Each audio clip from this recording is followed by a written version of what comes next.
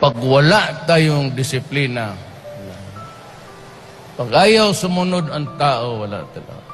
Kasi mismo yung gobyerno is the one oppressing the people.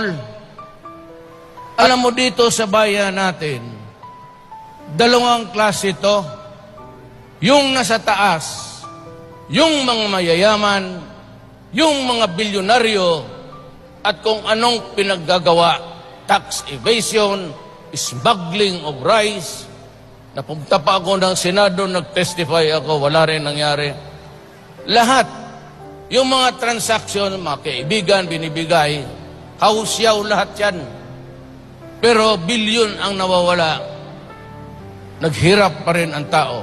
Sa baba, because obedience dito, pagsunod ng batas, kung gusto mo lang, itong sa baba, ito yung mga kriminal na walang dalawang isip, papatayin ka, nanakawan ka, i-rape yung mga anak mo dahil sa droga.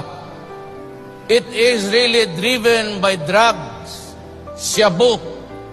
At maraming beses na ako nagpadayag sa Pilipinas, I am not normally a person who would call the president. But I remember there was a time, kasagsagan yung bala, sinabi ko kay Mr. President, in-interview ako, I was in the tomb of my mother and father, and I called the attention of the President. I said, Mr. President Aquino, I supported you during the last election. Si Mar, sinuportahan ko yan.